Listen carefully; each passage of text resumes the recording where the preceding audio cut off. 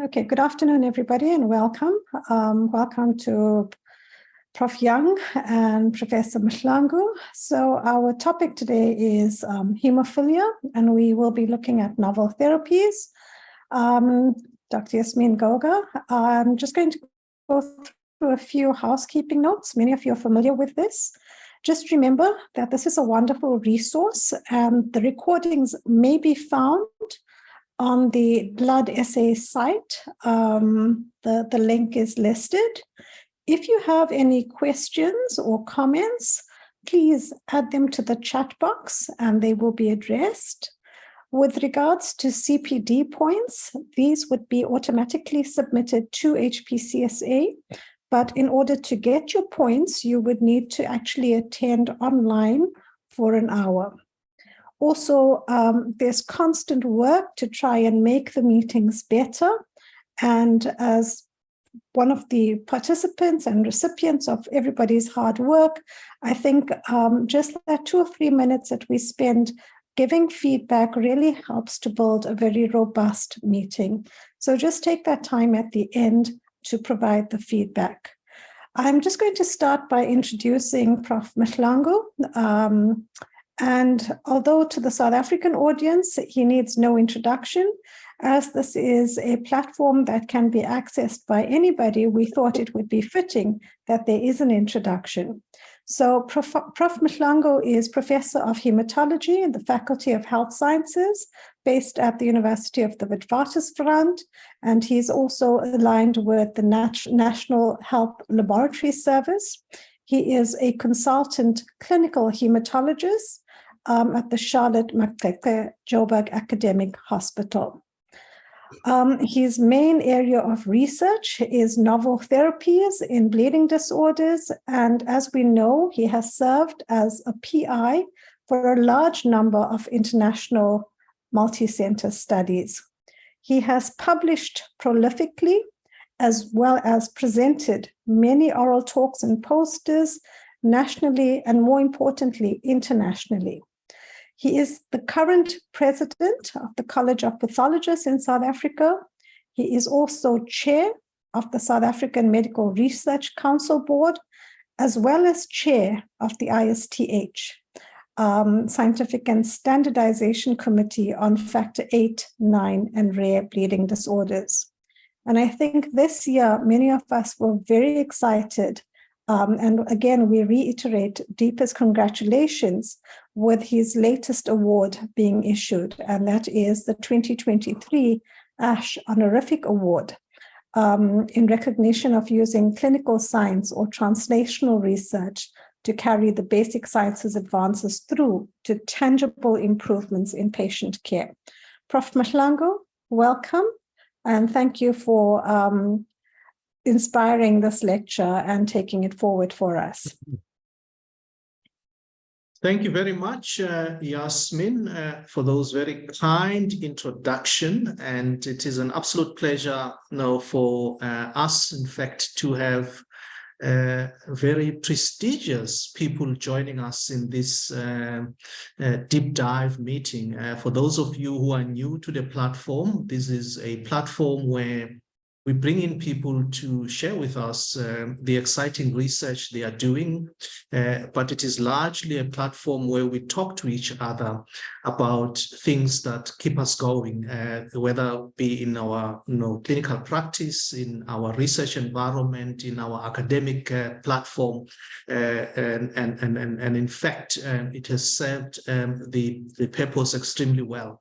Particular thank you to the people who are leading this, the team in Cape Town. I just happen to be in Cape Town at the moment. Estelle, Gerdine, Melanie, thanks very much for your resilience in keeping this going. And I hope that we can provide a very stimulating hour and a half in this particular deep dive session. And it is now my pleasure to introduce the agenda. There are only 2 presentations in this session. Guy Young is going to take us through improving the management of joint disease with novel therapies. And I'm going to give you some reminder about the novel therapies, and in particular, emicizumab, and what is the latest in that regard. In fact, without much ado, I want to introduce, Guy. Guy is a friend of mine. In many instances, in fact, we've had the pleasure of sharing platforms. He's the director of the Hemostasis and Thrombosis Center and the Clinical Coagulation Lab at Children's Hospital in Los Angeles, and a professor of pediatrics at the University of Southern California Keck School of Medicine. He has published many peer-reviewed journal articles and abstracts and textbooks, largely on hemostasis and thrombosis, and in particular on hemophilia. Guy has also delivered many lectures. For those of you who have not heard Guy speaking, you will truly want to invite him again and again and again. He has been a facilitator in many workshops, and in fact, he's continuously being invited to present at national and international meetings. Guy was the predecessor to my chair of the Scientific and Standardization Committee of the Factor VIII, Factor IX, and Rare Bleeding Disorders of the ISTH. He's the one who basically handed the ropes to me. And of course, he left the organization, the committee in good shape, and we continue to do the job. Guy has many awards, and perhaps the most prestigious of these is the National Haemophilia Foundation Physician of the Year Award, which he received in 2013. And I'm certainly looking forward to your presentation, Guy, in this particular topic. I'm not going to take you through the CPD points, just to remind you that these are going to be automatically submitted on your behalf to the Health Professions Council website by the organizers of this platform.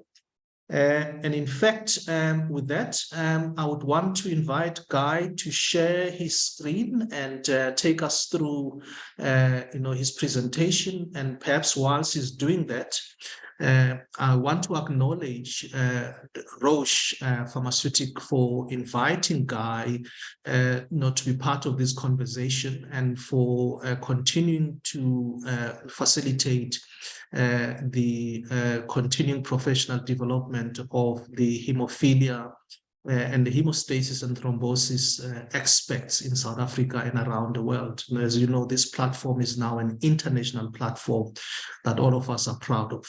With that, I would like to head over to you, Guy, and take us through your presentation. Thank you very much. All right. Well, thank you, everybody, for the introduction and for participating in this session. And I assume you could see the slides. If not, you'll let me know. I can hear you and see the slides very well. I do think that you've got control over the slides, Guy. Yeah, great. So we're going to talk a lot about joint disease. That's going to be the main emphasis, and then a little bit of discussion on emicizumab, because I know you're going to hear a lot more about that from Johnny in the second discussion. Here's a disclaimer that was Roche asked me to put up here. I think you've probably seen this fairly standard disclaimer, and I won't read through all of it, but just have a look at the main points on the bullets.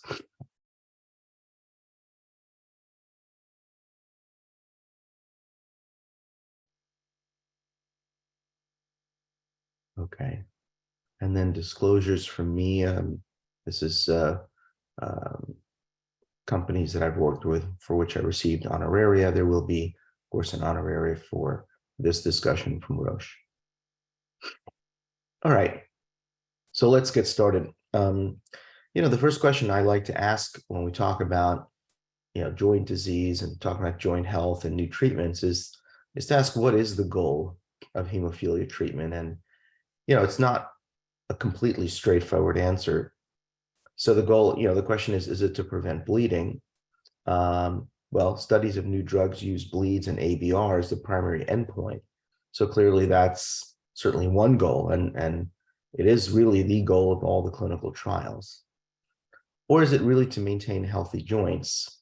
Now, this is perhaps a more important goal, but I also say not all the damaging bleeds are in joints, for one thing.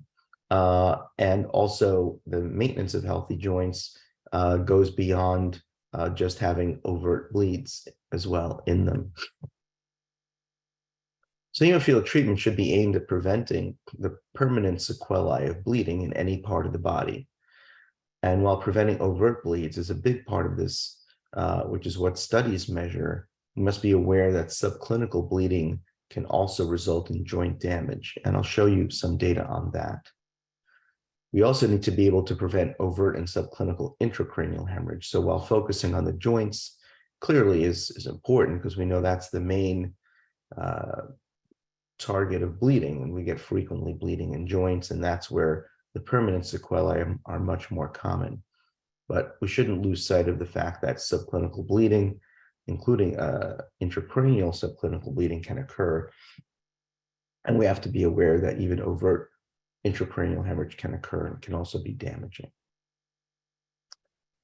So I think about the disease burden. I do think about joint disease. The main target of bleeding in hemophilia is the joints. This is also the main organ, I guess you can call it, of permanent damage. So of course, things start like this when we have an issue with the joint. You can see here a substantial joint in the left knee of this patient. And that knee was a target joint. And if it continues to progress as a target joint, you'll end up in this situation. And this is not a bleed. This patient walked into this workshop without any difficulty. This is when I was doing a workshop in Peru. And when you touch this joint, it has a feel of like spongy, foamy feel to it. So this is beyond a bleed. A bleed will have a softer, more feeling like liquid essentially, or like thicker liquid, like milk or like a milkshake or something like that. But this felt like foam. And so this is synovitis. Synovitis is really the next step beyond having a target joint, where you've now encountered significant changes to the joint that unchecked will continue. And here's another view of another patient with synovitis. Because ultimately what happens is we get into this situation where we have end-stage arthropathy. I think it's obvious that the right knee on this boy is, you can't see the landmarks. You can see the patella, of course, on the other side. You can't see it on this knee. And you look below the knee and compare the legs, you can see the atrophy as well, because this knee doesn't bend, and therefore the muscles aren't being used. This would be end-stage hemophilic arthropathy. At the age of 17, this boy had a total knee replacement to improve his quality of life. So when it comes to joint disease, this is ultimately the goal, is to prevent this situation. But in order to prevent this situation, we have to prevent this situation, and we have to prevent target joints. So it's all happens on a sequence. The other thing to worry about is that not every bleed is overt, and we'll talk about that as well. So the classic view of joint disease is this cycle of joint bleed, inflammation, and then eventually you get a target joint, and eventually you get end-stage joint damage. That's what I showed you in the pictures. But what this is saying essentially is you need joint bleeds, you need overt joint bleeds. So how do patients get here? Well, obviously, if you're not on prophylaxis, you're going to get to this situation. But what about patients on prophylaxis? Do they ever get into this situation? And classically, we think, well, they don't get joint disease, right? But is that right? Do patients on prophylaxis don't get joint disease? Is that actually true? Or do they? So that brings us to the next question, which is how effective is factor prophylaxis at preventing hemophilic arthropathy? So there's a couple of ways to look at this. This is a paper from Johannes Oldenburg from Germany. Here on the y-axis, you see the joint score, and you see 6 different lines. The PS stands for Pedersen score, which is a scoring system based on the joint X-rays. And then the GS is the Gilbert score, which is a little bit older school system, but it's a joint score on physical exam or an orthopedic score. Most of us have moved on and are using different scoring systems, but suffice it to say for this study, that's what's used. And then in the area in gray, you have patients who are known to be on prophylaxis, and then the rest of it is being projected out. And important to know is that you see the progressive joint disease. So the surprising thing here is that these are all patients on intensive prophylaxis. This is not a developing country. This is Germany. And they do have really good treatment. They have good hemophilia treatment centers. So these patients were actually on intensive prophylaxis. And yet you can see that over time, all their joints, their classic joints, knees, elbows, and ankles are going to suffer.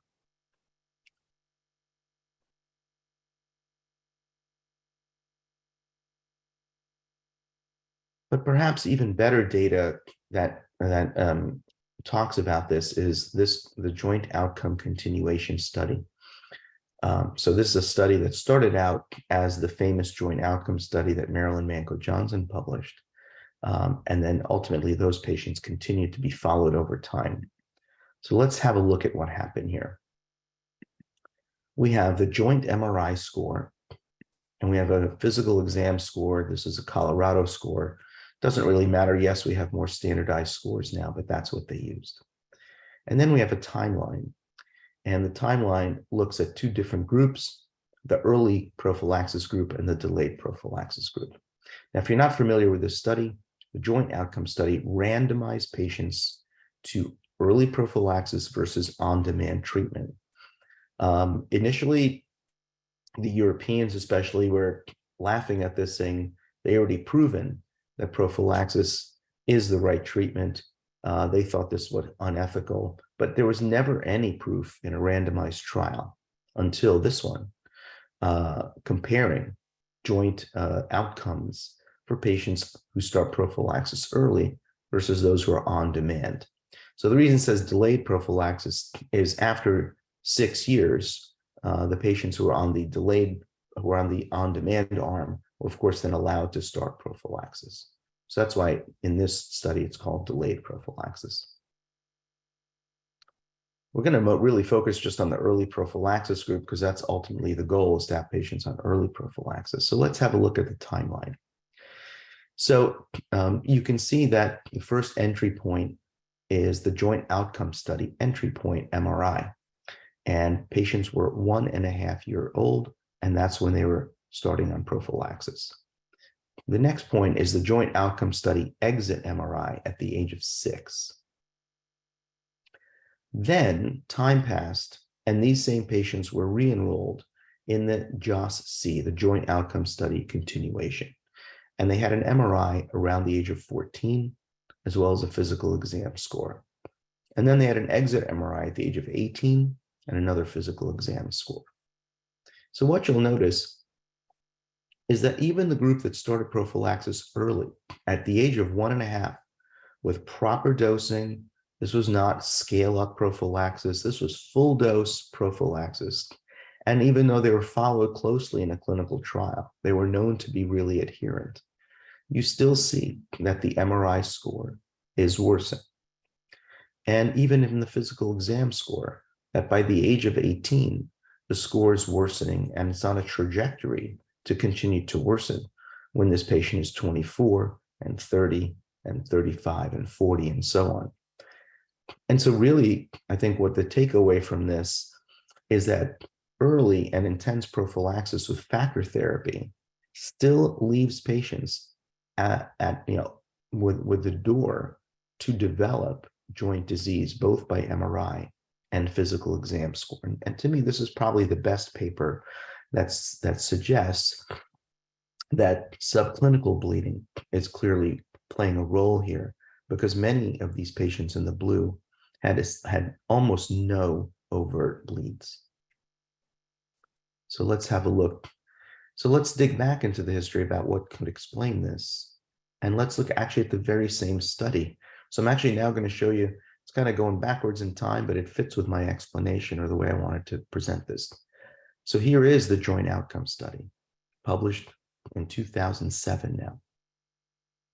And again, patients were randomized to prophylactic versus episodic treatment for severe hemophilia. And here's the famous bubble plot. And the bubble plot is showing the number of clinically evident index joint hemorrhages versus the MRI score. So you see everything is clustered to the lower left because most patients had very few bleeds while they were on prophylaxis. But take a look at this group. We have 1, 2, 3, 4. Well, it's more than that because one of the bubbles is larger. But you've got a number of patients here with MRI scores of 2, 3, even one up there with an MRI score of 8, who had 0 joint bleeds. So 0 clinically evident joint bleeds, and yet an MRI score that's as worse as those who had multiple joint bleeds. So this is really telling us that you don't even need to have one overt joint bleed to result in joint damage. And yes, if it's not a large number of patients who are escaping, the size of the bubble is related to the size of the patients. But it's clear that some patients are getting joint disease despite not having any bleeding events. And so the questions are all bleeds symptomatic. And then I always do this with our trainees, do a little thought experiment. So I'll show you a thought experiment. So there's a knee, and let's say we have one red blood cell that's inside the knee. Is that going to cause a symptom of bleeding? I mean, one red blood cell is somewhere around 75 or 80 femtoliters, 10 to the minus 15th liters. I think most likely we would say, no, how could one red blood cell cause a symptom? What about 3? Can that cause bleeding? And you see where I'm going with this, which is that it probably takes a certain threshold of blood to enter the joint before it causes enough pain, either by the amount of blood stretching the capsule or the amount of blood cells that trigger an inflammatory process to have a symptomatic bleed. And there's no way that every bleed in a hemophilia patient is symptomatic. There must be a scale. There must be a scale where, in some cases, the amount of blood that enters their joint is not enough to cause symptoms, and that ultimately resolves on its own. And whether it's 1 blood cell or 3 or half a milliliter red blood cells, we don't really know. So there's no direct evidence for subclinical bleeding. That will be difficult to prove. But we do have a lot of indirect evidence for the existence of subclinical bleeding. I think I already showed you the joint.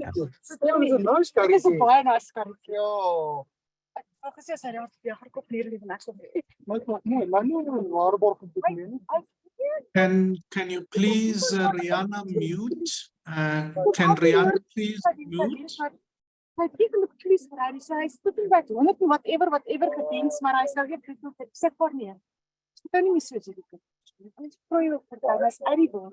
Dean, is it possible for you to mute Rihanna, who is clearly not aware that they are interrupting the presentation?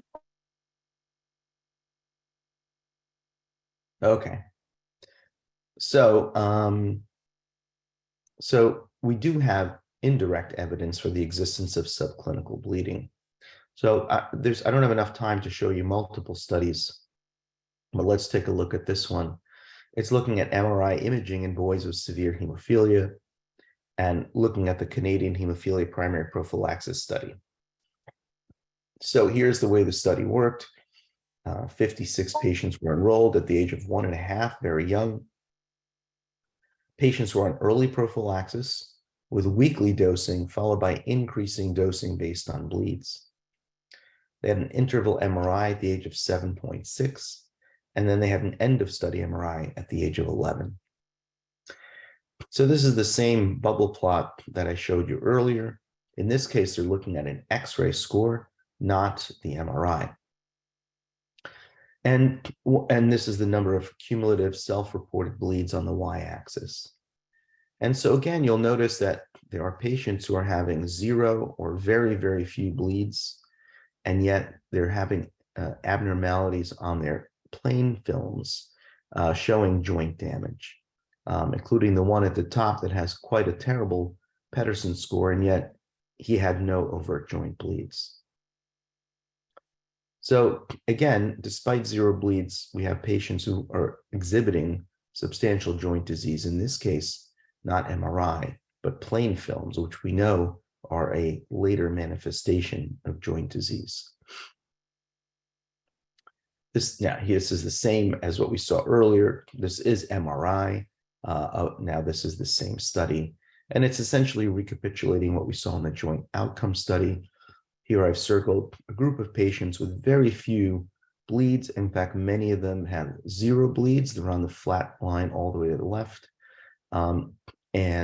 Again, with MRI scores that are, many in the up to 5 range and even some above that. So again, this all suggests that joint disease in the absence of bleeds. And this to me is what I say is the indirect evidence. How do you end up with joint disease with 0 bleeds? You haven't had an overt bleed, yet you end up with this kind of joint damage. And to me, that is the indirect evidence for subclinical bleeding. And finally here, looking at the MRI score of these individuals, and also in this case, looking at osteochondral disease. So in purple, looking more directly at the cartilage. And again, just the same story. Even if you focus on the very first line, which is 0 bleeds, you see some patients in the red with osteochondral damage, and many of the rest with bone damage. So the MRI can show damage in both soft tissue and bone and cartilage, again, in spite of 0 bleeds. So here we have, I think, to me, almost a smoking gun, if you will, that not having joint bleeds and yet having joint damage must be due to subclinical bleeding. And so I've modified my view of this. So the modern view of joint disease is that prophylaxis can be done, but bleeds still occur. And those bleeds can result in a target joint, which can be end-stage joint damage. And it could be that the bleeds can continue to occur even without forming a target joint and leading to end-stage joint damage. And so this is the point of bleeds that are occurring that are either overt, so clearly symptomatic bleeds, or asymptomatic bleeds. And then I add the asymptomatic bleeds here, where we've got 0 clinically evident bleeds, which leads to which means there's subclinical bleeding, and the subclinical bleeding alone can lead to end-stage joint damage.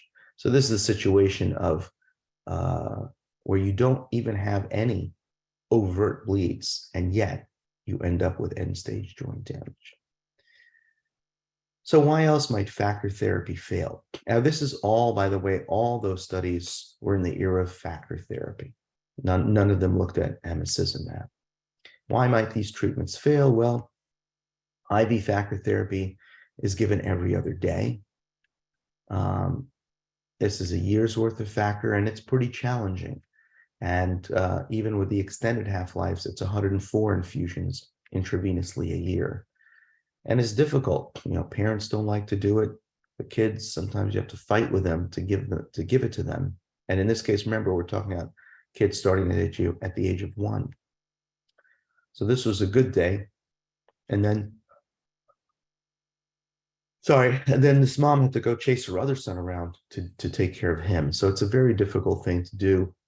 day out, week after week, month after month, year after year, to keep up with this kind of schedule is very, very challenging. Here's another situation without a portacaf where this father took 6 attempts to complete 1 infusion. And, I will tell you, if it wasn't for this father's diligence, he would have stopped earlier. In fact, I told him he shouldn't be trying 6 times because that's too painful and difficult for his son. And his comeback was, well, my son is then going to have a bleed, and how am I going to feel about it? So, venous access issues for those that don't have ports can be very problematic, and doses can get missed. So what can we do about this? Are there options that could help with both the disease burden and the treatment burden? And that's where the non-factor therapies come in. These are medications that improve hemostasis without replacing the actual missing factor VIII. And they're also designed to reduce the treatment burden. So they're all given subcutaneously. And I say all, I mean, we only have one that's approved now, but pretty soon we're going to have several that are approved. So at some point it will be all. And most of them are given much less frequently than factor therapy. If you look at the clinical trial data for these molecules, for emicizumab, fitusiran, concizumab, they're more effective than factor therapy. And therefore they may be, and I emphasize maybe, but I think if we know they're more effective at preventing bleeding, they're probably more effective at preventing subclinical bleeding as well. But we don't know this for sure, and that's something that we'll need to be studying. But the question is, can these non-factor therapies modify this long-term joint disease that I've shown you occurs when patients are on even very intensive factor prophylaxis? So, of course, the only current non-factor therapy is available is emicizumab. So hopefully I won't overlap too much with Johnny, but I won't present too much on emicizumab. These are the clinical trials, Haven 1, 2, 3, and 4. And I'm not going to read everything in the boxes. Suffice it to say that it was extremely effective at reducing bleeds in patients with inhibitors, which is Haven 1 and 2, with the very low rates of inhibitors, especially compared to your previous treatment, which is the final column.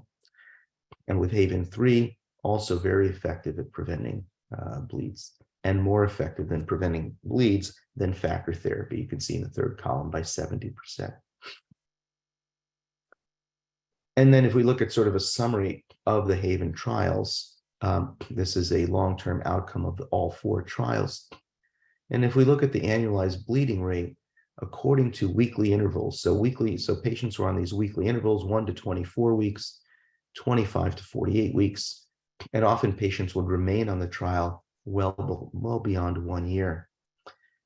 And you can see that in the patients with inhibitors who started with an ABR of 3.1, which is fairly impressive on its own, it reduced to 0.4. Even for Haven 2, where patients started at a very low ABR of 0.4, even here, you see that the bleed rate really gets down just about close to 0. And for the non-inhibitor patients, you again see this progression where the ABR approaches 0 in its entirety, the longer the patients stay on emicizumab. For Haven 4, it's not as impressive. We don't quite have as much data. This is the percent patients with 0 bleeds, again, over 24-week increments.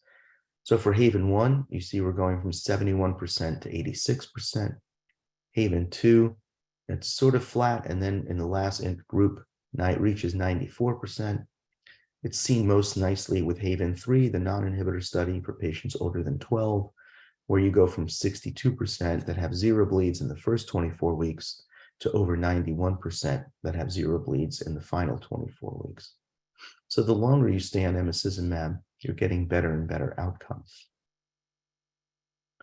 And why do we think this happens? Well, you can see here the target joint resolution, which is essentially it's 100%. It's overall 99.2%. So for Haven 1, it was 98.7%. For Haven 2, it was 100%. For Haven 3, it was 98.2%. For Haven 4, it was 100%. So we're essentially resolving virtually every target joint. And remember, I was mentioning earlier that in the cycle, you have bleeding happening. Bleeding in the same joint results in a target joint. If that is not abated, then you end up with synovitis that I showed you those pictures of.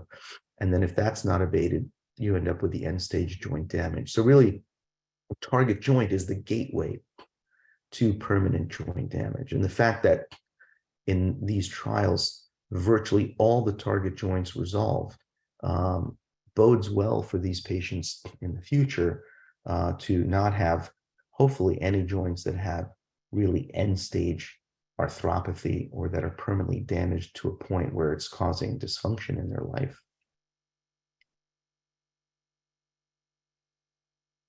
Just to reiterate, the safety is that in the long-term extension of these trials, there were no deaths, no thrombotic events, and no thrombotic microangiopathies that were reported beyond those that we are aware of that were reported in Haven 1. So we know there were 5 events of thrombosis and TMA in Haven 1. It was understood that it was related to concomitant use with APCC, and we learned how to avoid that concomitant use of large doses of APCC for more than 24 hours. And so that's basically what got rid of these events. So even though we have a boxed warning with emicizumab, it's pretty clear that if you don't violate the boxed warning, and looking at this data and even other data that's been published, that you're not going to have these types of events happening again unless you violate the boxed warning. So the other issue I mentioned is adherence. We know that patients cannot stick with adherence all the time. In fact, in hemophilia, we rate adherence as anything greater than receiving 80% of the total doses. I mean, if you think about it, it's almost like we're giving up already by saying, well, we know patients can't do 100% or even 90%. So if they're providing or giving 80% of the required doses, we'll call that adherence. To me, it's a bit of a defeatist strategy right from the get-go. But be that as it may, that's how we define adherence in hemophilia. Even then, though, it's very difficult. So, sorry, this is a abstract. I have not seen the paper published yet from the same Denver group where they looked at improved prophylaxis adherence after switching to emicizumab. So on the y-axis, we have the proportion of days covered. So again, above 0.8, in other words, above 80% is considered adherent, and below is considered non-adherent. So this is the factor. This is the adherence to factor. You can see a bunch of patients clustered around 40%, which is pretty typical. And you see some a little bit higher, but also below. And then you see a handful of patients who are adherent. And we always see that. There are always some patients who are really good and stick with their adherence. What happened after they were switched to emicizumab? If we take the non-adherent group, you can see that adherence did dramatically improve, although surprisingly didn't necessarily breach the 80% threshold. And those are the questions I have for the study authors about why they didn't reach that 80% threshold, at least in most of the patients. But clearly, the adherence is quite a bit better with emicizumab, with most patients at least at or close to that 80% marker. And so with that, I'm going to close by talking about a new study, which is a forward-looking study thinking about joint disease. And this is called the Haven 7 study.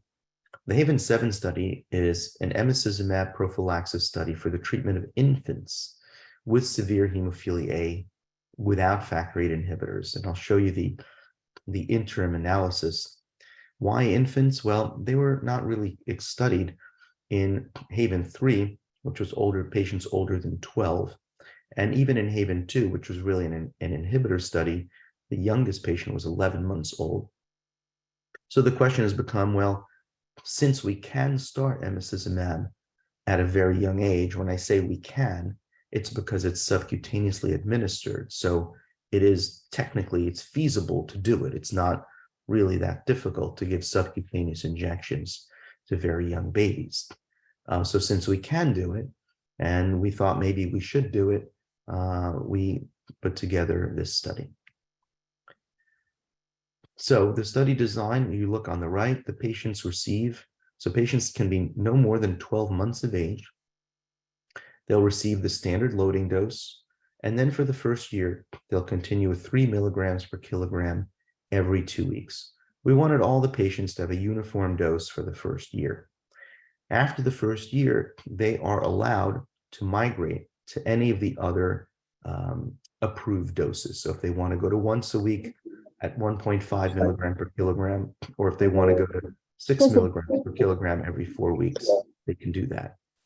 And there will be a 7-year follow-up in this study, and that follow-up will include bone health biomarkers, MRIs. We're going to try to have a real deep dive to see, are we protecting the joints, not just from bleeding, of course, we'll collect that data, but are we collecting the patients from joint disease? And that's going to be the many years of follow-up that'll be needed here. So as of March 31st of 2022, 54 patients were enrolled and exposed to a median of 42 weeks. Again, these are pups. They could be MTPs, minimally treated patients, so long as they had less than 5 exposure days.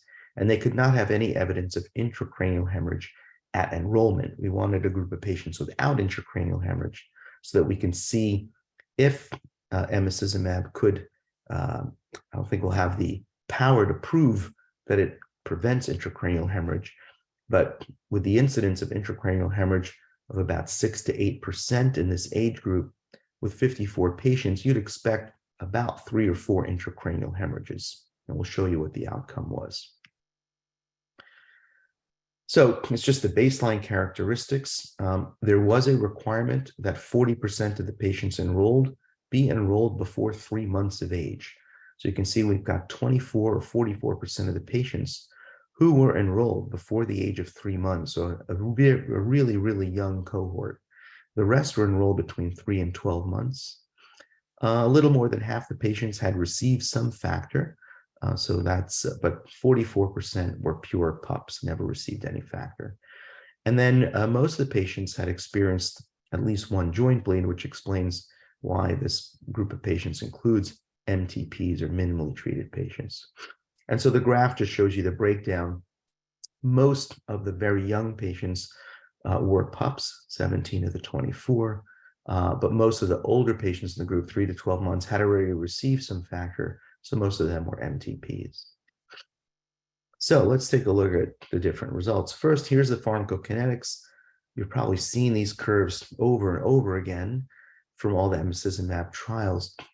One thing I should do with this curve in the future is to show where the rest of the studies fall. The rest of the studies fall between about 45 to 50 micrograms per ml. So what you'll notice is that there's about a 10 to 20% higher emicizumab level at 63.2 micrograms per ml in the infants. So that's kind of different because we usually think of factor therapy being consumed more rapidly in young children, especially infants. But in this case, we actually have a steady state trough of 60 to 65 micrograms per ml, which is again higher. Typically, it's more like 45 to 50 micrograms per ml for the older patients. We don't actually have an explanation for this at this point. We don't understand why that's happening in the infants, but something that we're continuing to explore to try to understand. Safety. So there were no new safety signals. So in the light blue box, no adverse events led to withdrawal or dose modification or dose interruption. All the related adverse events were injection site reactions, which we've seen in the other trials as well. And it was around, I think, 25 or 27%. Importantly, no intracranial hemorrhages were reported. Now, again, this study is unfortunately not powered to prove emicizumab prevents intracranial hemorrhage. However, again, in this group of 50 that have reached out far enough, you'd expect, based on the epidemiology, that 3 or 4 of those would have had an intracranial hemorrhage. So again, to me, there is a signal there. There is a suggestion there that emicizumab did protect from intracranial hemorrhage. But I will say that statistically, that was not proven. The study was not powered to answer that question. Unfortunately, we need many, many, many more patients to do that. Of the patients who were tested for immunogenicity, we did not find any anti-emicizumab antibodies.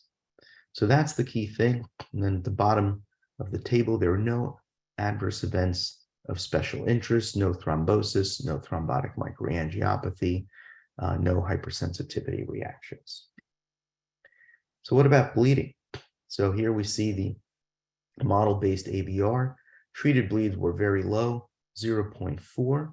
This is consistent with the Haven 2 trial, for example, that had a bleed rate also of 0.3, 0.4. All bleeds, including many of those that are minor bruises and little mouth bleeds that don't need treatment, was 1.9. There were no new treated spontaneous bleeds, 0. And there were no treated muscle bleeds. The median was 0. And so if we look at it as the percent of patients with 0 bleeds, 78%. And again, these patients were followed for almost a year. 78% had no treated bleeds. 43% had no bleeds at all. 100% had no spontaneous bleeds. I was remiss to say in the last slide, there was one patient who had a muscle bleed. So that was just the one. So 98.1% of the patients had no muscle bleeds.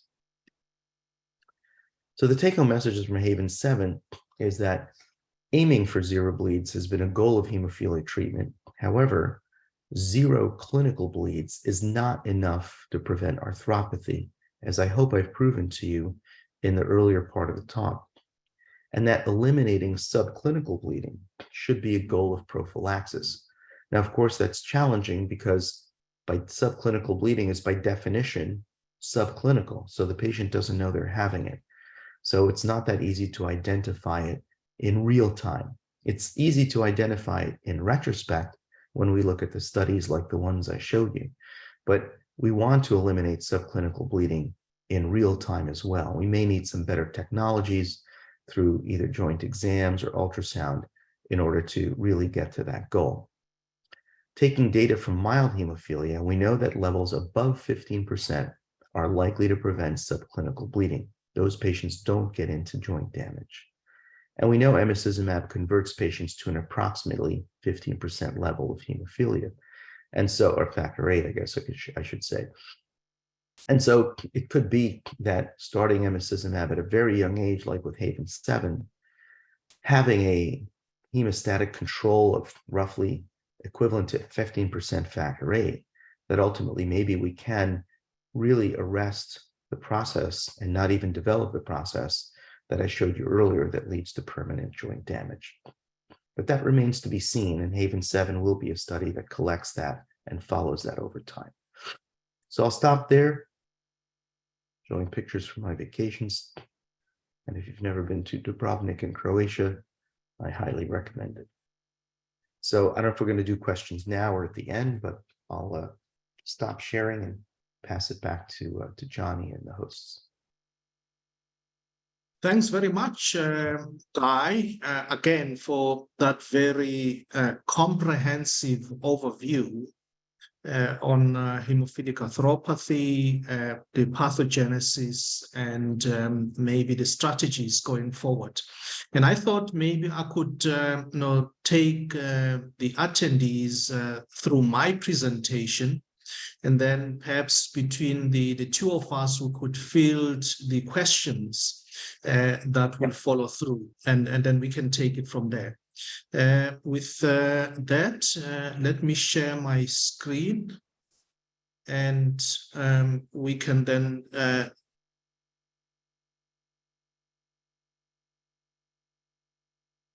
right. can you just confirm that you can see my screen? Yes. Excellent. Right. So my job is perhaps to complement what Guy has taken you through, and to look at the same problem slightly differently. You have seen this disclaimer, which I will not read. It is just to remind ourselves that some of these therapies we're discussing may not be part of the therapeutic armamentarium in your part of the world. These are my conflict of interest disclosures, just like Guy, representing largely the people who support the research and in the center where I work, but also importantly, people I interface with in the context of scientific meetings and scientific boards. And of course, I participate in a fair number of platforms where I'm invited as a speaker. This is the agenda, which I will take you through. You've seen the pictures from Guy. This is just to remind you that the hallmark of hemophilia is bleeding into the joint. And as Guy pointed out, in a subset of patients, we do get chronic synovitis, as you can see in this patient here in the second picture. One joint is significantly bigger than the other one, and in fact, it is painless. And that is part of the definition of chronic synovitis.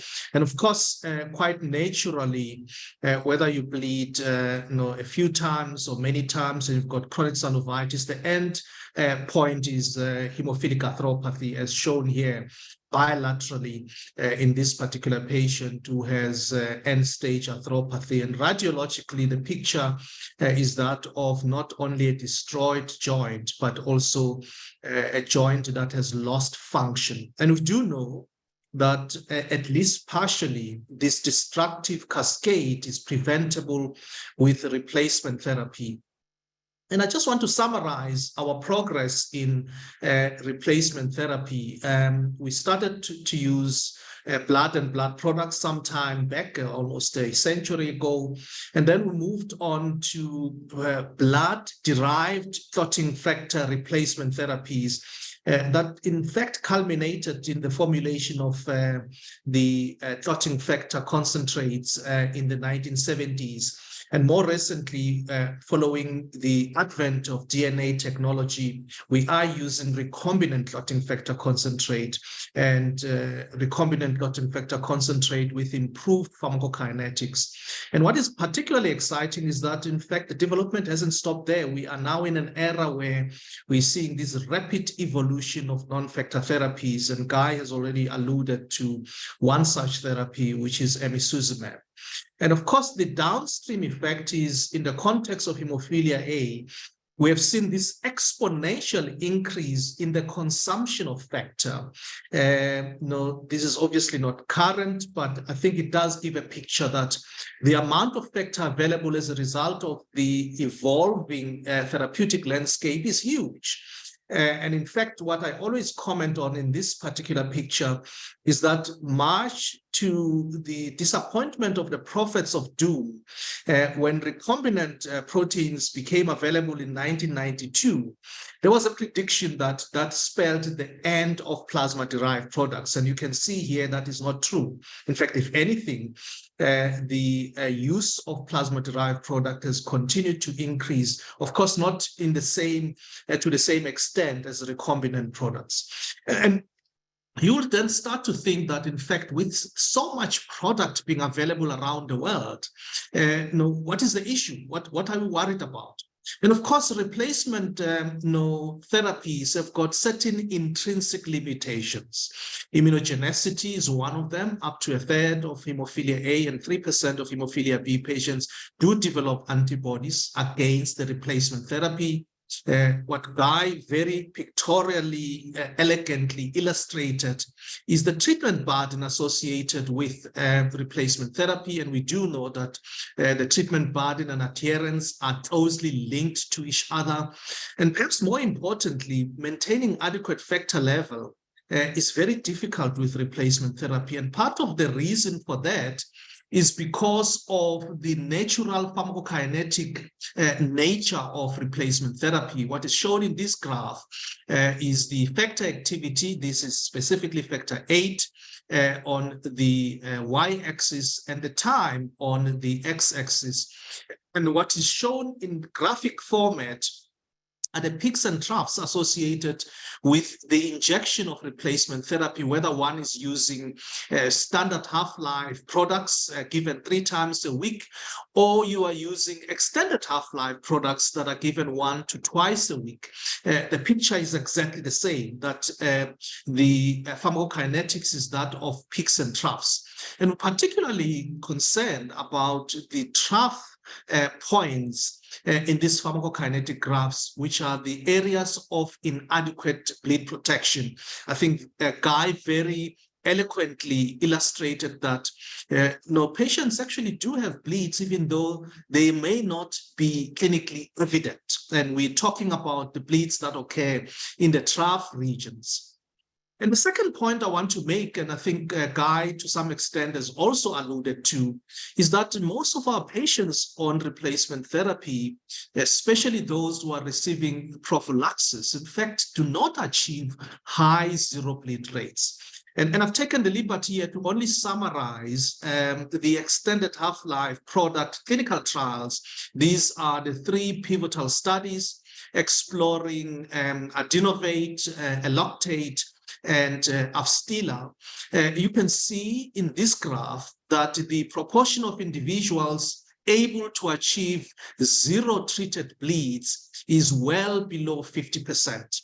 39% in the BEX 855, 45% in the recombinant 8FC, and 43% in Lonocococca alpha.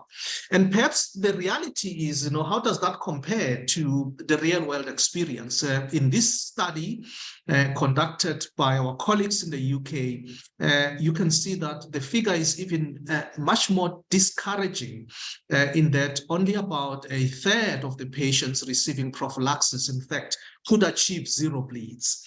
And that talks to obviously the unmet need in the context of patients receiving replacement prophylactic therapies.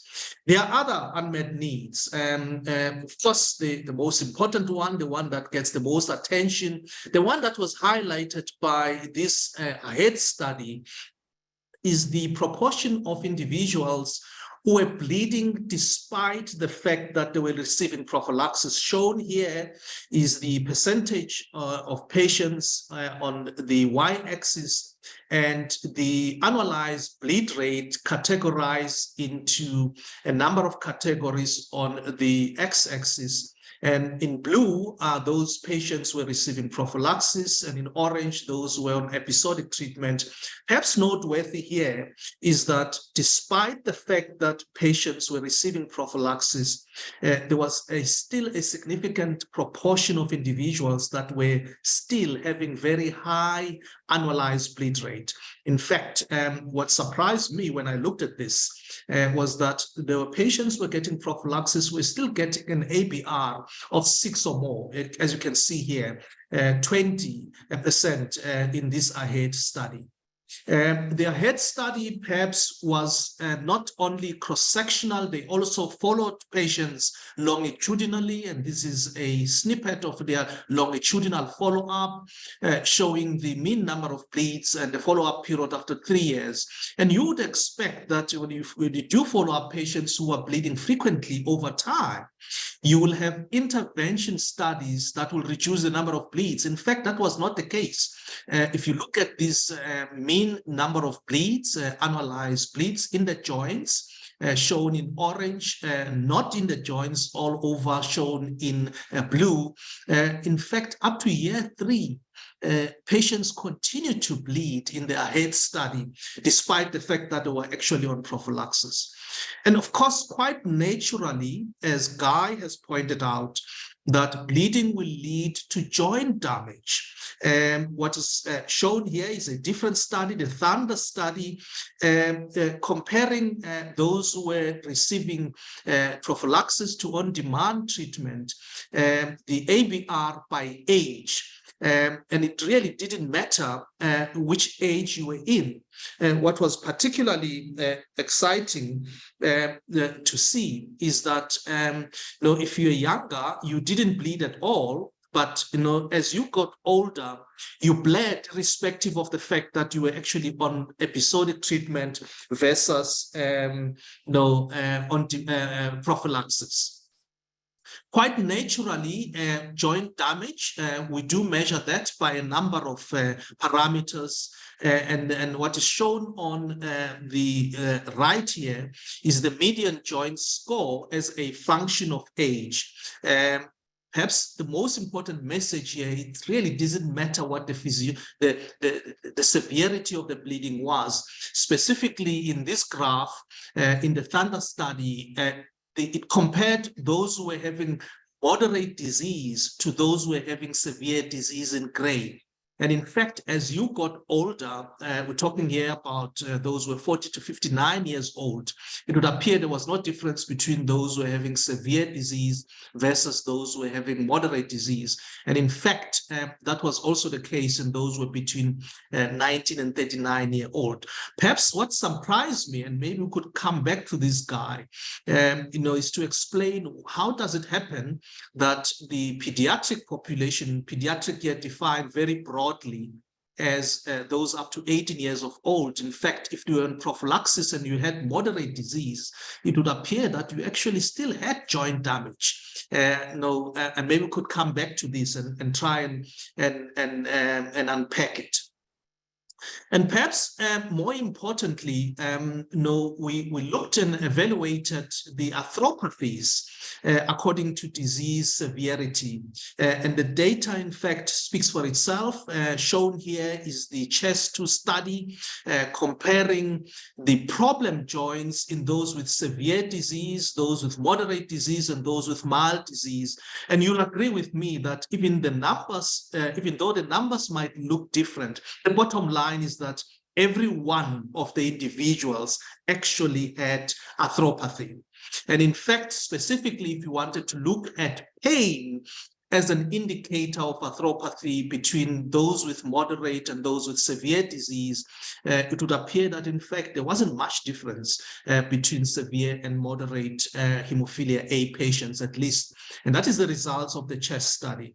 And in fact, what Guy alluded to, and maybe you could revisit it again, is that all you need maybe is 1 or 2 joint bleeds to cause irreversible damage. That is the study that was done by Johan Oldenburg and colleagues, illustrating that even in the absence of clinically evident bleeding, you actually still get joint damage. It is in that context that a number of non-factor therapies have been developed to address some of these unmet needs. And most of you in the call have seen these slides. And there are actually 4 categories of non-factor therapies. The factor 8 mimetics, the prototypes being emicizumab and Mimate, and these are currently in various stages of development with a large number of clinical trials completed with emicizumab. And of course, we've now completed phase 1, phase 2 studies with Mimate and embarking on phase 3 study. Antithrombin, most of you might have seen the 2 publications. In fact, Guy Young is part of that author group that put together the 2 publications in the Lancet and Lancet Hematology very recently. And there are a number of ongoing studies looking at the safety and efficacy for anti-factor pathway inhibitors.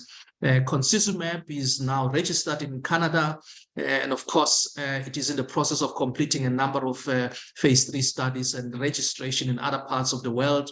We have completed phase 1, phase 2 on mestacimab. We're currently ongoing phase 3. The Bay 109 study, as you know, was terminated on the basis of the unacceptable safety profile.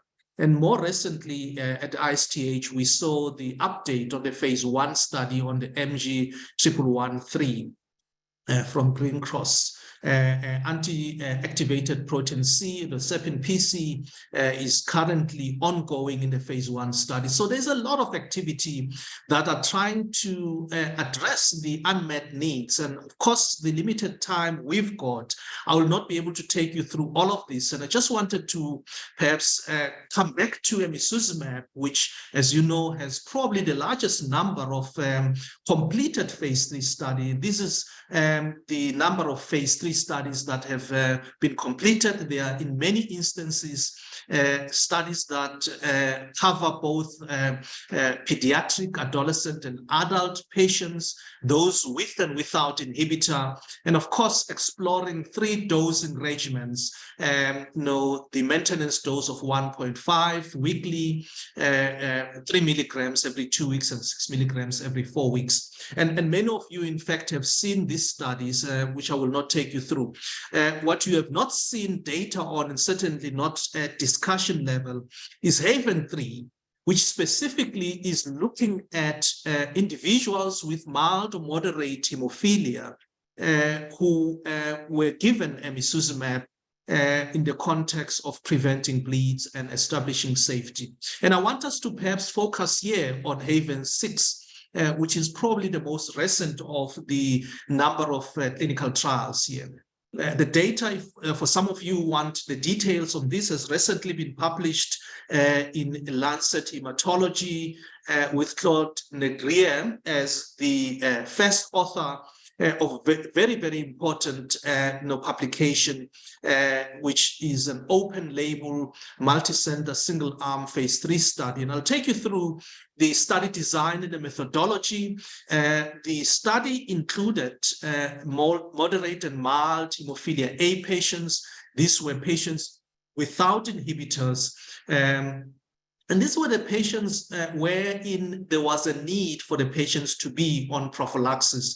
And of course, it included all age groups. As you saw in Haven 7, which Guy has just presented, the patients received a loading dose, which is a standard loading dose, and they could choose the maintenance dose of every week, every 2 weeks, or every 4 weeks. The patients, of course, were then enrolled globally, and the safety endpoints were the adverse events, serious adverse events, and adverse events of special interest, in particular the thrombotic microangiopathies and the thrombotic events that could occur.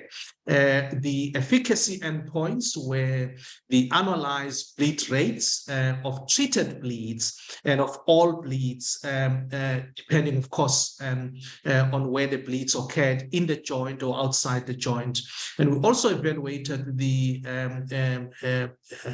joint health score in these patients. Talking to, I think, what a Guy took us through just now, that the musculoskeletal outcomes are equally important. We measured other endpoints such as the immunogenicity, the pharmacokinetics, the pharmacodynamics. We also evaluated the quality of life in these patients using the CASH tool, and we evaluated the preference of the patients using the EMIPREF questionnaire. These are the baseline characteristics of the 72 patients that were included in the study. You can see that overall, these were young individuals with a median age of 23 years and a range very wide from 2 years to 71 years. Interesting enough, out of the 72, in fact, there were at least 2 females. This should be 70 there. And they were predominantly Caucasian. And you can see here that the majority of these patients, in fact, had moderate disease, with only about a third of the patients having mild disease.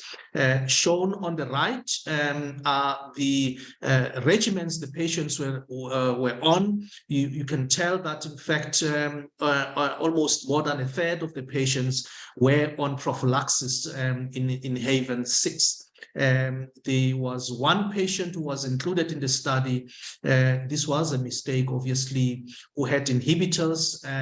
The study quite clearly excluded those with inhibitors. The number of bleeds in these patients prior to exposure to emicizumab was a 3.4, a mean of 3.4, and a median of 2.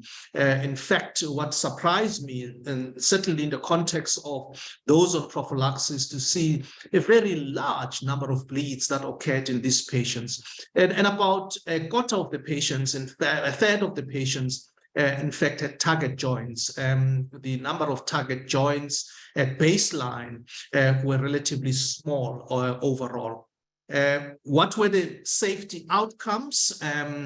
Haven 6 showed that there were no safety signals that were new, that were identified during the conduct of this study. And in fact, I'm going to put on here my pointer. There were a fairly large number of adverse events, 248. And in fact, very few adverse events were actually grade 3 and above, only about 5.6%. As you know, in the previous phase 3 emicizumab study, the most common adverse event were injection site reaction, and we're surprised that in fact only a small number, about 16.7%, had injection site reactions in Haven 6. The participants with more than one serious adverse events were small. It's about 11% of those individuals. And the adverse events of special interest, in fact, there were none that were existing systemically. There was one individual who developed a thrombosis, and there was no one who developed thrombotic microangiopathy. Perhaps to emphasize that the headache was the most common adverse event, and 85% in fact of the participants did not report any adverse event considered to be related to emicizumab. So there were not deaths, there were no thrombotic events or thrombotic microangiopathies that one could write home about in the context of Haven 6.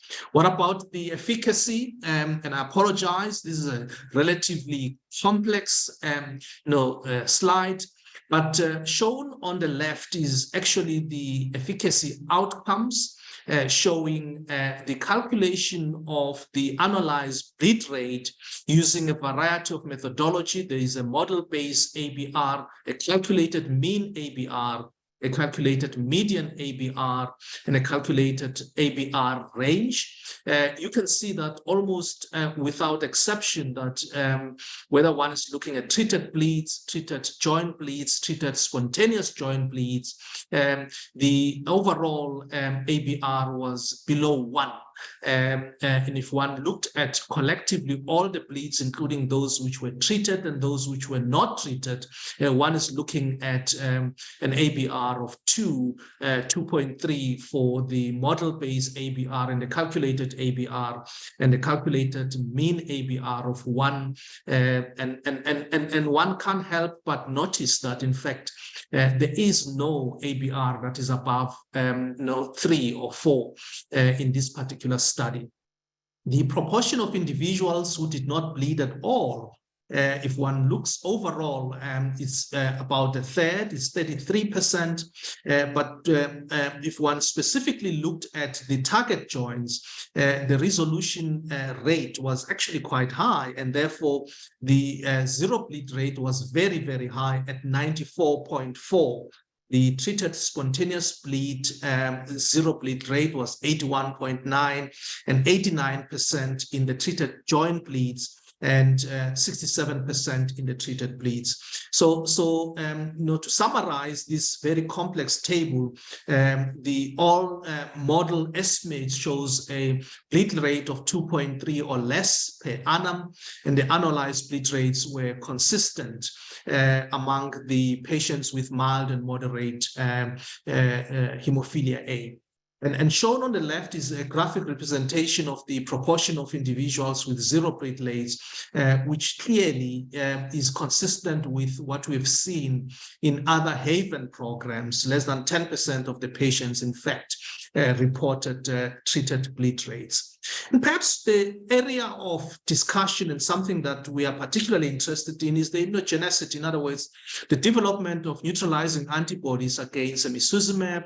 In the cohort of these 72 individuals, there were 3 individuals that developed anti-drug antibodies. In 2 of those, the anti-drug was positive, but in only 1, it had a neutralizing effect. In fact, in none of these individuals, one could demonstrate a clinical effect. In other words, there was no decrease in efficacy of emicizumab despite the presence of anti-drug antibodies, whether neutralizing or not, which is good news. In other words, these individuals could continue to use emicizumab despite the fact that, at least in the test tube, they might have demonstrated the presence of neutralizing antibodies. We've seen this graph from Guy's presentation, but this is specifically for emicizumab in the context of mild or moderate disease, showing a mean emicizumab trough concentration as a function of time in weeks,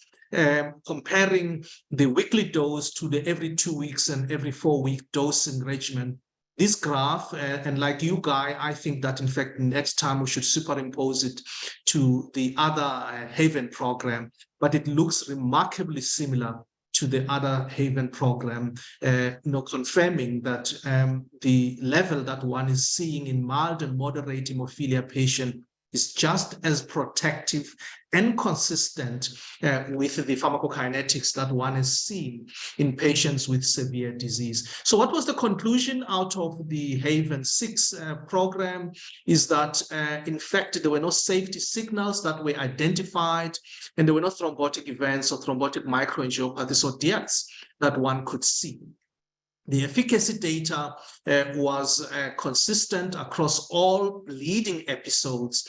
And in fact, it was also consistent with other Haven studies. We're talking here about Haven 1 to 5, whose data you've already seen before. And then finally, the data indicate that emicizumab actually does offer a favorable safety profile and is efficacious in the treatment of patients with mild, moderate hemophilia in this patient population. And one hopes that, in fact, this will then close the gap. And maybe in the discussion, we can take the point, why do you want to treat mild and moderate disease? And I think, in fact, Guy has already alluded to that. But what I want to share with you is that, the data doesn't just, confine itself to clinical trials. This is a partially complete slide that I'm putting together that shows the real world experience, largely retrospective studies and case control studies, and Guy's got a few of these here. And the message, I think, is quite clear, that we're dealing with an agent that is very efficacious. But the point I'm trying to make here is that most of these studies were looking at mild, at severe hemophilia A. And what we would want to see in the future is similar real-world experience with mild and moderate disease, showing real-world experience. And I want to take you through the content here.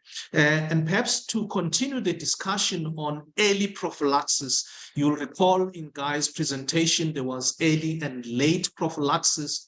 And to make a point here that if one is looking at specifically at target joints, and you looked at those who were on prophylaxis in this dark purple versus the light purple, those who were not on prophylaxis, relatively large number of individuals, you can tell that, in fact, if you started prophylaxis early, one could actually reduce the number of target joints by those numbers, 0.2 versus 0.6, which I think it's a very, very important distinction to make. And it talks to, I think, the subclinical bleeds that we have identified as a reality. And even though we might not have objective evidence to measure the subclinical bleed, but we do have evidence that subclinical bleeds do happen because there is actually joint damage that happens. And perhaps to emphasize, because I come from that part of the world where we're still trying to latch onto the concept of prophylaxis, And part of the reason is because a large number of individuals around the world are actually not receiving prophylaxis. And specifically, I want us to look at our continent, Africa.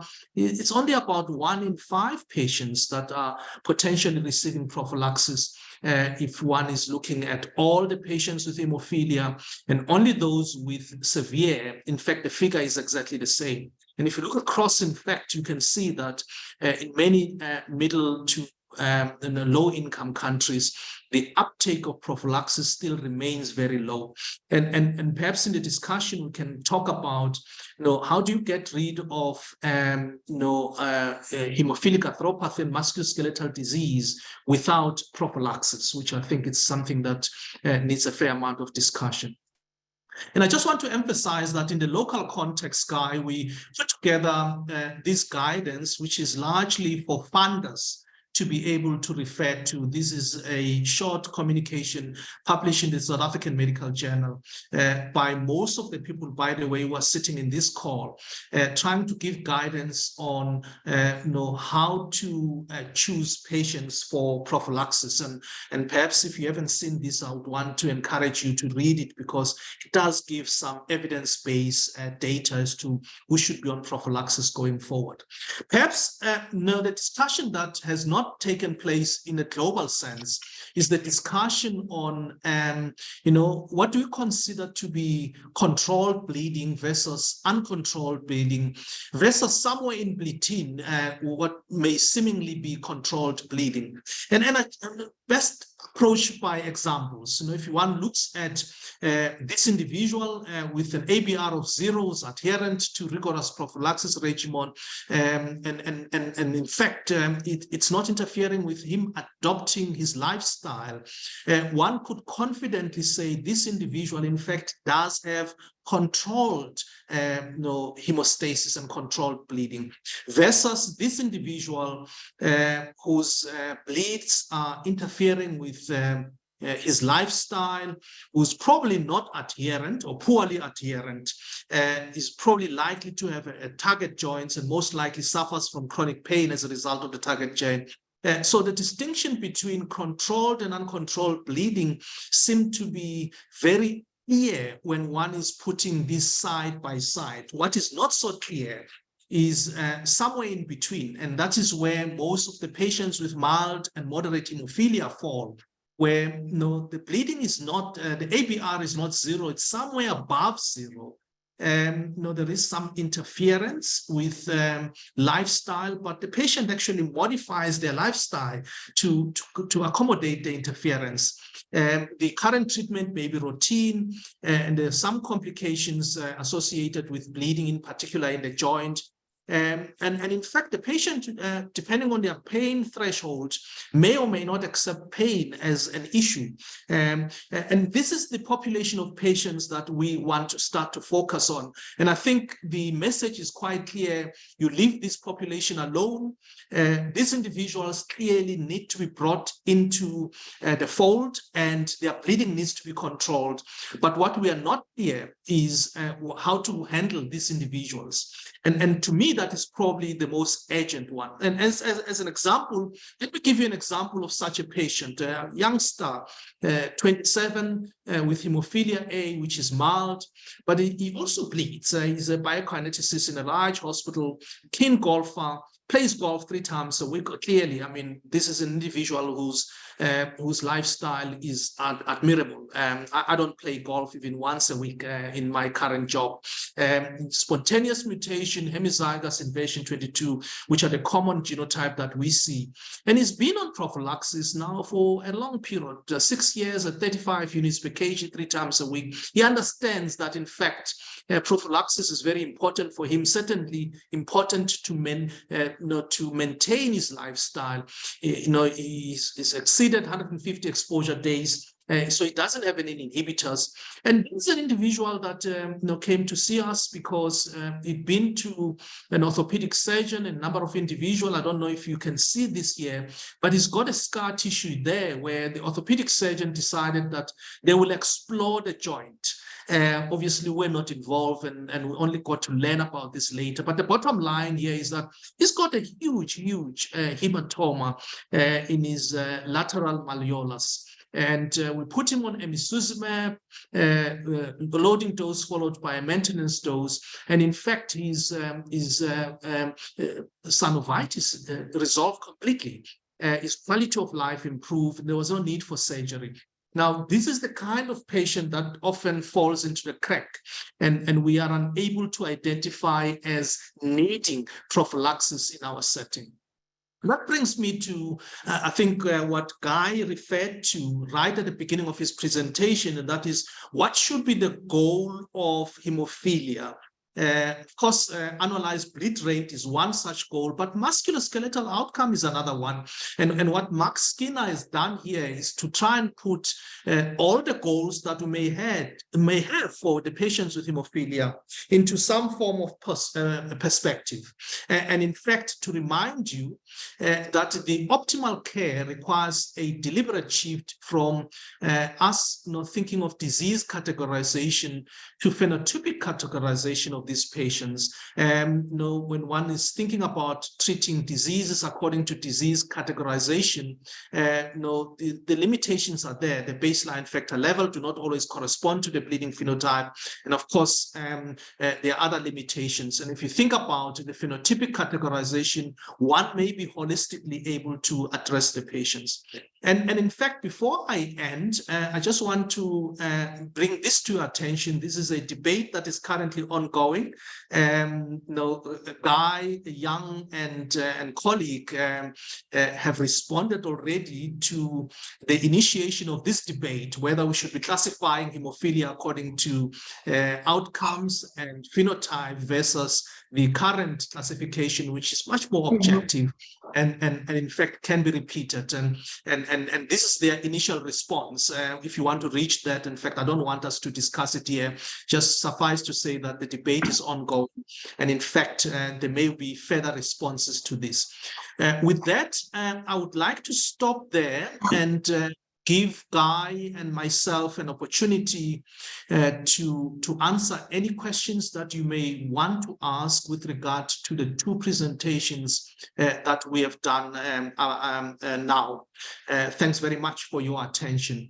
And I'm going to now perhaps allow and ask people if you've got any burning question initially, to raise your hand and unmute and ask the question. Otherwise, we are actually going to go through some of the comments that are in the chat at the moment.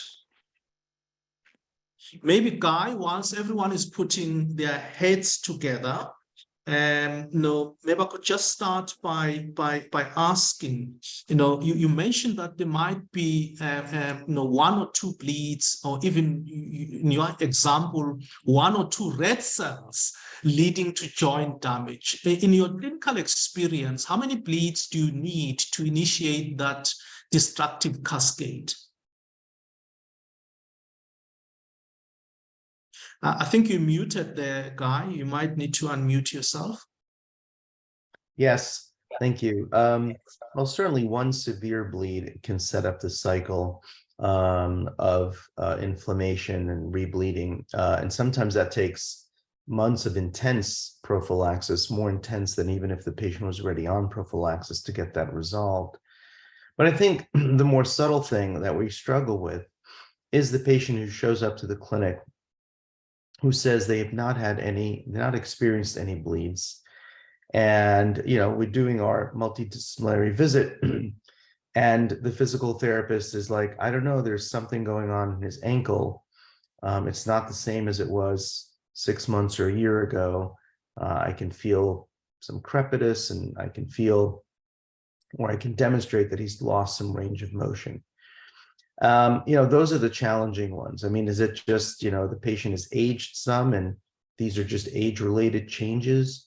Or is it that, this patient has experienced some subclinical bleeding? And I think that's the huge challenge, is because we do have patients who are year after year not having any bleeds. We've seen ABRs of 0, 90% of patients with no bleeding on the emicizumab trials. We're seeing similar things with the other drugs. And yet, when you look at those trials, when they have joint data like the hemophilia joint health score, there are still patients who are abnormal. And so I guess that's you start to put two and two together. And that's why I always say that for subclinical bleeding, unfortunately, we only have indirect evidence. And the indirect evidence is you haven't bled, but your joints are not normal. So what has gone on in between? So I think either, certainly bad overt bleeds will set up the cycle, but there may be patients who are having recurring subclinical bleedings that are just, we just don't see them. They're subclinical. We don't measure them. And yet when patients come to clinic and we see joint damage in the absence of bleeding, that's when we come to the conclusion that they must have had some subclinical bleeding. And we're taking a closer look at that because for those patients then in that situation, just because they've had zero overt bleeds, we are actually considering switching their medication or switching their dosing regimen to one that may address what we presume to be subclinical bleeding. Excellent. Thanks, Guy. There are a number of questions on the chat, and hopefully we can, and I do ask the audience to indulge us. I think some of these questions are important. And the first one is, will the rebalancing therapies achieve a similar or different outcome? This is a question from Andrew McDonald. Guy, you can answer, I can try and answer. The way we define outcome in all of these studies is more or less the same, Andrew, and that is by ABR at this stage. So the question is ABR in one the same as the ABR in another? The answer is yes. And in fact, for the studies that have been completed up to now, one could argue that to some extent they are comparable from the ABR perspective. And your point is well made that it will almost be impossible to do a head-to-head comparison. But one can compare the outcomes as long as the definition of the outcome is not different. I don't know if you want to comment, Guy, on that point, that will the outcome be comparable? Yeah, I think, there's the hazard of comparing across clinical trials.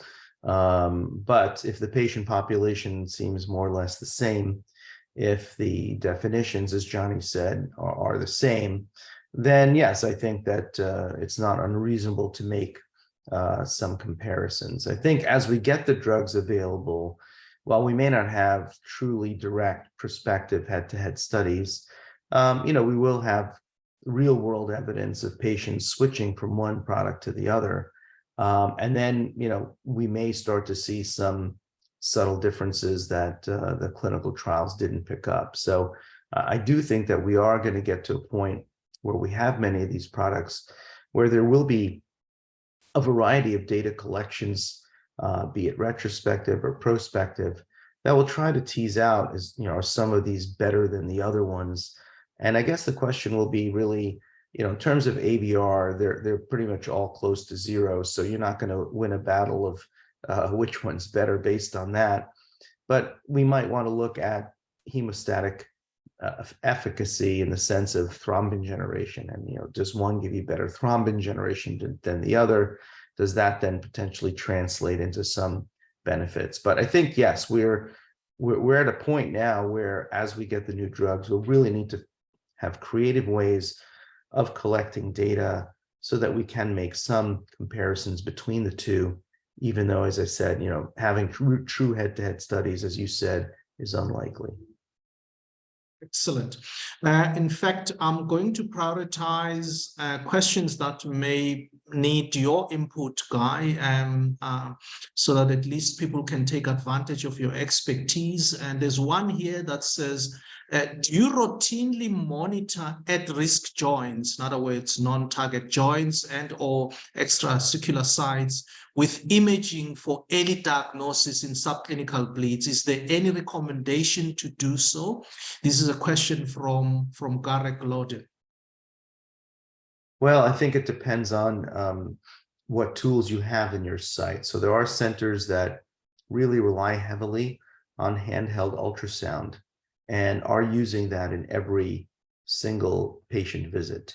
I think there's still standardization issues when it comes to handheld ultrasound and what you're seeing, but clearly there's work being done in that area where a simple imaging tool that you can use as point of care, and you can collect that data on each patient and even store the images and then follow those patients up. So we're not doing that as of yet. I still think the evidence is, yeah, I think we still need better evidence. But we do a hemophilia joint health score on every patient at every routine visit. I mean, not if they're coming in for a bleed, but otherwise we do an HJHS. So we have a longitudinal series of HJHS scores on every patient. We've got really advanced physical therapists that are doing that. And we have picked up on some changes using that, which then led to us doing some imaging. And then when we do the imaging, oftentimes the physical therapist's exam is very well validated because we do confirm and can start to see some changes, particularly on MRI. And then, you know, if we do that, that's again, we're like, well, there haven't been any bleeds. So we assume there are subclinical bleeds. And then we start thinking, how can we prevent the subclinical bleeding? So clearly the minimal maintenance of whatever their trough levels are or their minimal adherence is not good enough. And so we will show the patient their joint score and which direction it's going, you know, in other words, going up, not in a good direction, and the MRI score. And then we'll discuss other treatment options to try to improve, you know, their overall general hemostasis. And we do have more and more tools, because in the US we have Altuvio now, which is a long half-life factor 8 that can keep patients at levels of above 15% throughout the week. And, you know, so if somebody's been using a different type of factor and having these breakthrough, maybe subclinical bleeds, you know, that would be a discussion to have with them, or emicizumab if they're not on it, or other things. So yes, we do routinely monitor. We use the hemophilia joint health score. When we see changes, we then are going to act on it clinically. Excellent. Thanks, Guy, again for clarifying that. And maybe the audience can indulge us. I'm going to ask one more question. And this is a question by Livingston Dogara from Nigeria. He's asking the question as to what do you do with patients who miss the dose? Do you get worried about breakthrough bleed? And in fact, how do you handle those missed doses if they are on emicizumab? Well, I mean, so the label basically says that if a patient misses a dose, as soon as they recognize they've missed a dose, they should give that dose, unless enough time has elapsed that they're already at the time of the next dose. So if somebody's on weekly dosing, forgot to give they dose on Sunday and they forgot to dose on Sunday, they should give it as soon as possible as they remember after. Now, if it's already Saturday and their next dose is due on Sunday, then at that point, it doesn't make much sense to give that dose, and then that dose would get skipped. I think that more importantly is monitoring the patients for lack of adherence. You think adherence with emicizumab should be close to 100%, but sadly it's not. And the same categories of patients who are difficult to adhere, who have difficulties adhering, teenagers, young adults, you'll find that they're going to be missing emicizumab doses as well. So I've had patients who are on an every 2-week regimen, who've missed 2 or 3. So now they've, sort of their levels are probably lower. They've had a bleed. What do you do in that situation? I've even had patients who essentially completely stopped taking emicizumab. So obviously there needs to be significant interventions to address what the barriers to adherence are, so those barriers can be overcome. I do get asked about, well, when do you do loading doses again? If somebody's missed 1 dose here or there, they still have a good level. You don't need to do the loading doses. But if somebody's missed a substantial number, if they're missing the majority of their doses, as was the case with one of my patients over a period of months, well, in that case, yes, they probably are just not, their level is so low that then it's worth redosing. If you don't have a way of getting some sort of emicizumab level, then yeah, you can consider multiple missed doses as a marker for very low emicizumab levels, and then starting the bolus program again. But, you know, redoing the boluses in a patient who's been non-adherent is only going to go so far as if you address why there was the non-adherence, because otherwise that cycle will just repeat itself. So social workers, psychologists, nurses, whoever you have available needs to really carefully address what the barriers are so that they can be overcome. Excellent, and thanks for that very comprehensive response. There's one more last question here, and that is from Ching. He wants to know what is the definition of phenotype. I mean, at least in my simplistic view, phenotype means bleeding episode. So I don't think that it's much more complex than that, Ching. And in fact, if you want to sort of see the kind of rationing arguments behind the phenotype, I challenge you to read that JTH forum piece, and to read Guy Young and Mike Marcus' response. In fact, there will be a third response coming soon. It's a debate that is long overdue. Some of us feel it's a necessary debate going forward. With that, and I apologize, we've gone 10 minutes over time, but it remains for me to thank Guy Young for waking up quite early to join us and to share his experience with us, and to thank Roche for making this arrangement so that we can have a guest speaker and making sure that this kind of education does happen. And to thank the colleagues from Cape Town, Estelle, Gerdien, and everyone for maintaining this platform.